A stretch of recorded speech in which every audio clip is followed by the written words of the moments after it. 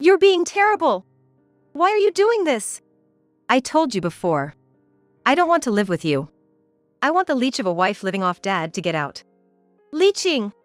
You really think that? Well, isn't it true? The only reason you can live here without working is because Dad earns the money. You can't even do the housework properly. You're nothing but a parasite. Sally's harsh words were too much for me to bear, and I lacked the energy to explain the situation. I realized there was no need to endure and live with someone capable of saying such things. So, you think we can't live together? That's my line.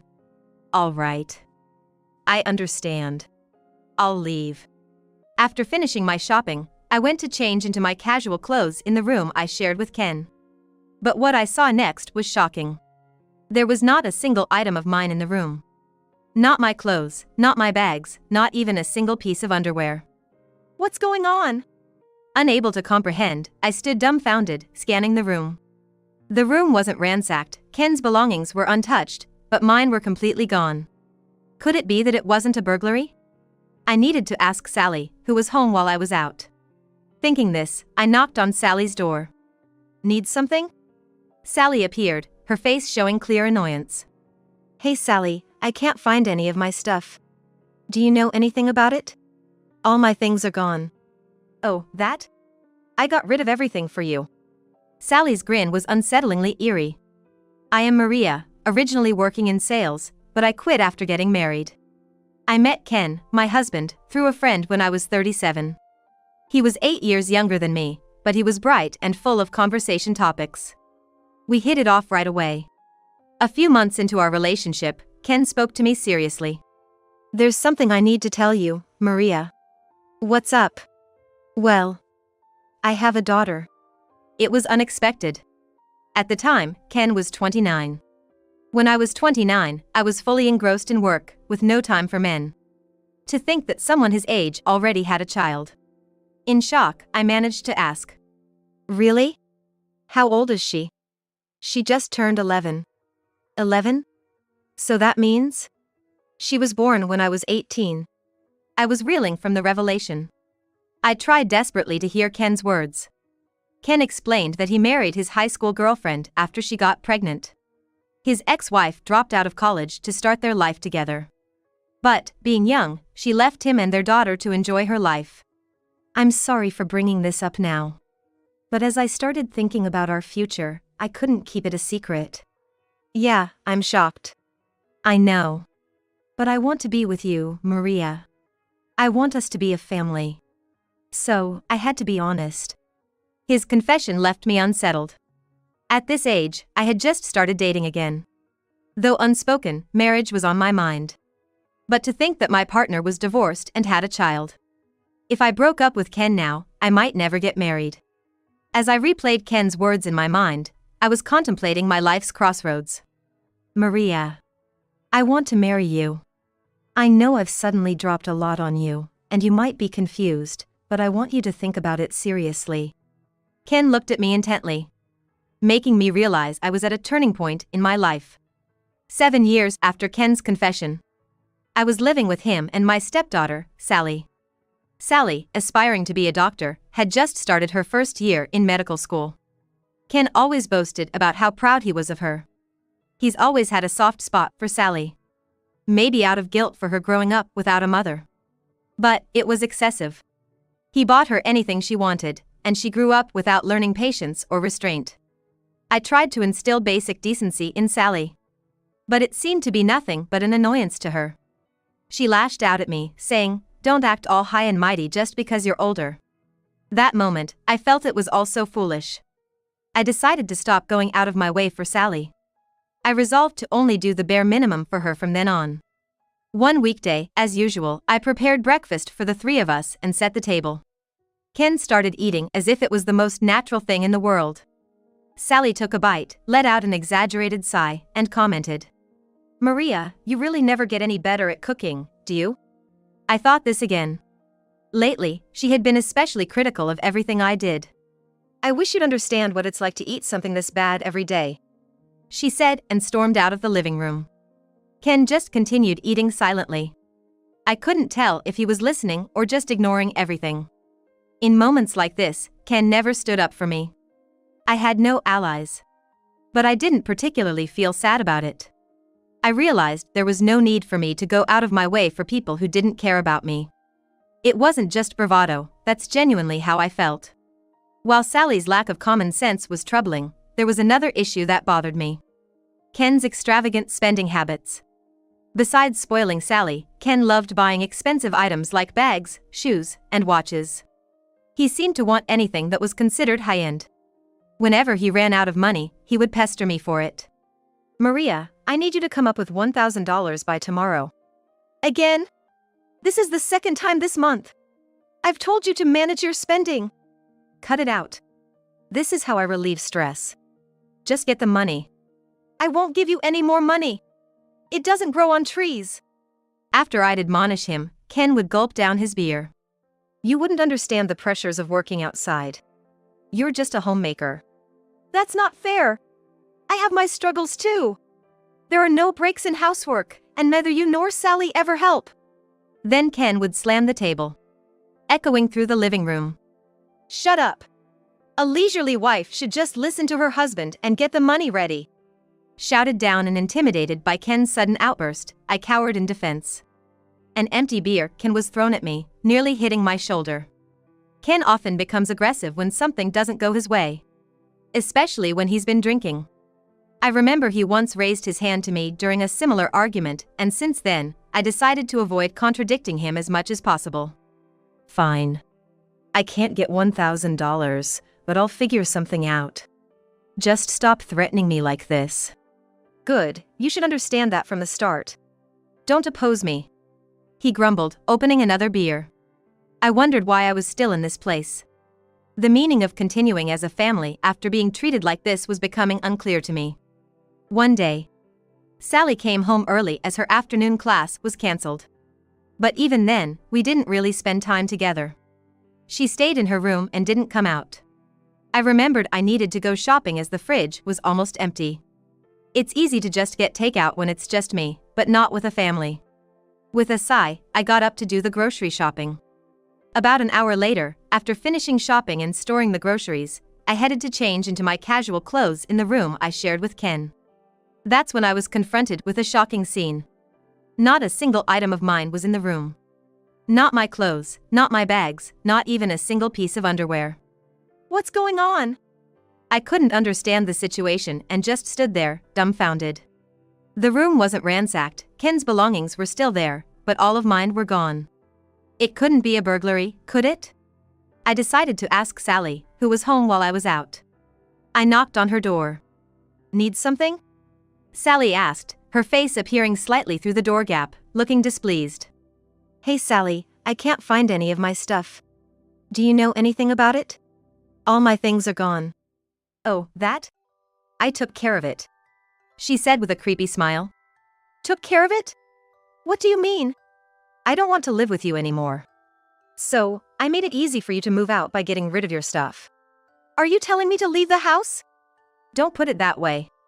Living with a stepdaughter you're not related to must be stressful, right? Think of it as a choice for both of us to be free." I couldn't understand Sally's extreme actions, doing all this supposedly for my sake. Even if her logic was somehow acceptable, she had no right to throw away my belongings. "There were many important things in those bags. Where did you throw them?" "They're out by the back door. I arranged for a waste collection service, so if they haven't come yet, you might find them there." In a panic, I rushed out back. Fortunately, the collection service hadn't arrived yet, and my belongings were piled up in several trash bags. I retrieved them and went back to confront Sally. "You're doing something terrible. Why are you doing this?" "Like I said, I don't want to live with you. I want the leech of a wife living off dad to leave." "Leeching? You really think that?" "Isn't it true? The only reason you can live here is because of the money dad makes. You can't even do much housework. You're nothing but a parasite." I had no energy left to explain the situation to Sally, who was only spouting such cruel words. There was no need to endure and live with someone capable of doing this. "Can't live together? That's my line." "All right. I understand. I'll leave." Hearing my words, Sally's expression suddenly brightened. Great. Honestly, I thought you'd put up more of a fight, but I'm glad you accepted it so easily. Serves you right, old lady. I had been tolerating everything because we were family, but now it just seemed foolish. Staying with these people was a waste of time. Fortunately or unfortunately, Sally's actions had saved me the trouble of packing. I decided to leave the house that very day. After leaving, I never heard from Ken. Normally, you'd expect at least a phone call, but his silence was proof enough that he had no intention of fixing our relationship. I didn't reach out to Ken or Sally either. I was relishing the freedom to use my time solely for myself.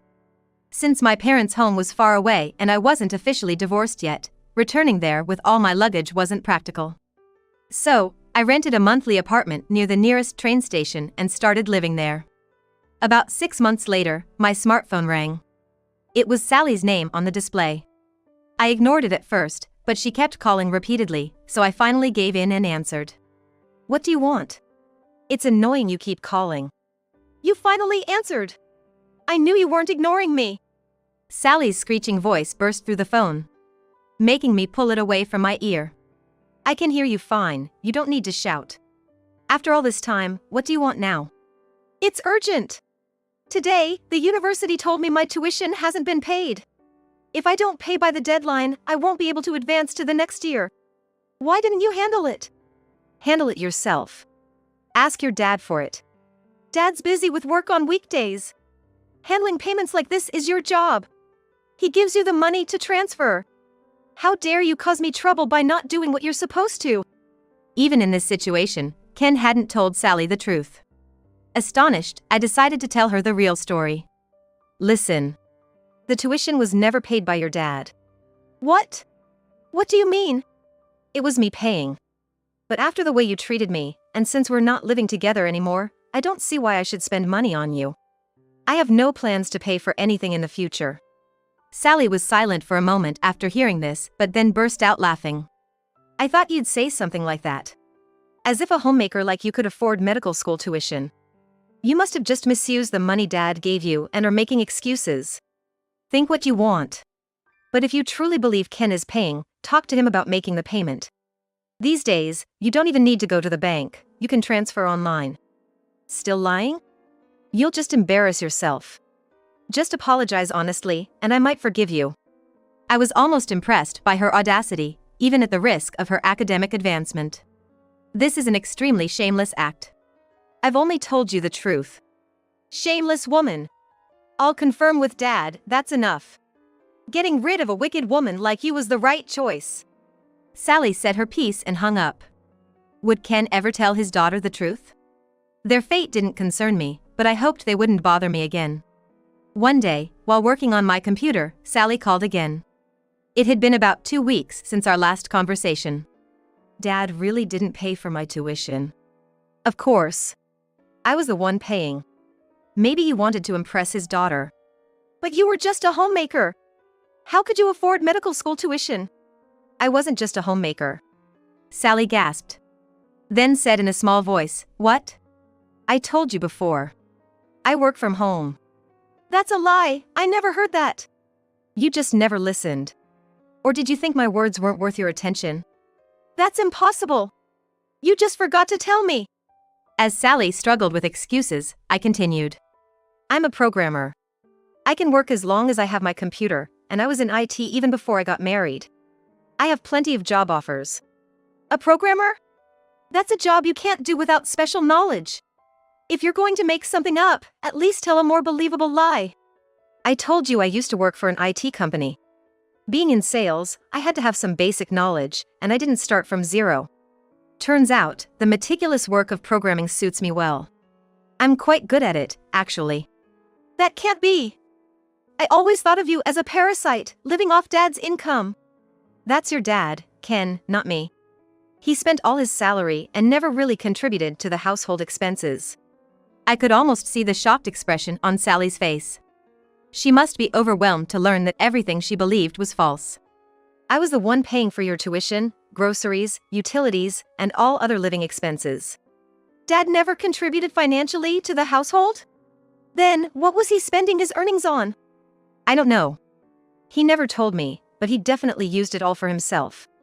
And yet, he hasn't contacted me since I left. How's he managing? How? It's the same as before you left. You might want to check that. If Ken continues spending money like he used to, he'll go bankrupt soon. You won't have the luxury to go to college then. After a feint that can't be. Sally hung up. Maybe it was harsh to discuss such things with my stepdaughter. But I stopped myself from feeling too sympathetic. Sally is 18, an adult. It's time she learns not to hurt others for her own sake. I returned to my computer work. A few days after telling Sally the truth, Ken called. It was the first time he reached out since I left the house, over half a year ago. What did you tell Sally? Just the truth. That I was the one paying for all the living expenses. You shouldn't have done that. Now Sally's calling me a liar. She won't even talk to me properly since then. It's all your fault. His selfishness left me sighing. The root of the problem is your reckless spending. You made me cover all living expenses and turned to me for more money when yours ran out. How can you say such things? Shut up. Supporting a working husband is a wife's duty. You're the one acting high and mighty. Contribute even a penny to household expenses before you say that. You have no right to criticize when you only spend on your own pleasures. Hey! Is that all you wanted to say? I'm hanging up. It's a waste of time. Wait a minute! Ken's tone changed from brash to desperate. I've been struggling financially since you left. If you apologize now, I'll forgive you. Come back home. I was speechless at his continued arrogance, even in desperation. He's only thinking about himself. When I remained silent, Ken continued speaking on his own. I can't live the same life as before with just what I earn. I'm in debt. But I have no hope of paying it back. If you come back, everything will be back to normal. So please go back. You're lonely too, aren't you? Unbelievable. Your salary wasn't even that bad. And you're in debt now? Still spending recklessly? I have my reasons. I can't just change how I spend money overnight. Right, you can't let down the girls at the nightclubs, can you? What? Ken's reaction was more stupid than I expected, and I almost burst out laughing. Ken's stunned reaction almost made me laugh. He thought he had hidden it well. I know about you frequenting nightclubs and promising one of the girls a lavish lifestyle after divorcing me. How did you find out about that? I have dealings with your company through my work. One of your colleagues, who's in charge, told me. There were rumors in the office about your affairs, so they thought I should know. Damn it! Who told you that? I got curious, so I hired a detective to investigate. The evidence just kept piling up. Fine dining, buying designer bags and jewelry. With all that spending, no wonder your salary vanished. Ken fell silent. Probably not expecting me to find out, let alone that it had become office gossip. It became a rumor within the company that meant that everything was poorly planned. There are also rumors about your ex-wife. What do you mean? The reason for your divorce. You told me she left because she wanted to enjoy her life, but the rumor is that it was due to your infidelity. What? That rumor's spreading too? Is that an admission? Well, I don't have proof, but I can't trust a single thing about you anymore. I want a divorce. Ken yelled about not accepting a divorce and me returning home, but he never apologized. Even if he had, I had no intention of going back to that house. I was thoroughly disappointed in his selfishness.